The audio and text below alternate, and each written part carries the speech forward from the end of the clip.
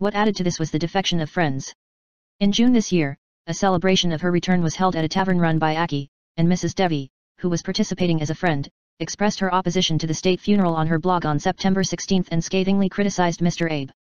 The state funeral is understandable to those who saved the post-war Japan, like the collapse of His Majesty the Emperor and Prime Minister Shigeru Yoshida, but what kind of achievements did it have just because it was a long-term administration?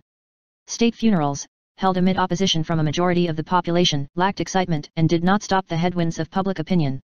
Akie is already in a state of abandonment in such a situation. As the inadequacy of the security system was pointed out by Mr. Abe's shooting, the police put special effort into security, and the roads around Abe's residence in Tokyo were completely protected by barricades and riot police in a 24-hour system. Akie, who was almost imprisoned and blocked from moving, and whose state funeral was finally set ablaze, said, "Originally, I didn't say that I was going to have a state funeral.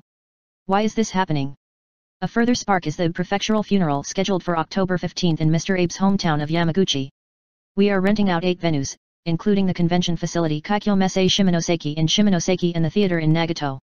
The cost of 63 million yen will be split equally between Yamaguchi Prefecture and the Liberal Democratic Party Prefectural Federation, but there is criticism that the funeral of a prefectural resident has no legal basis and the cost is high, and Akie is likely to be forced into a difficult environment in the future because her shoulders are narrow even though she is a bereaved family," said a member of the sponsoring association.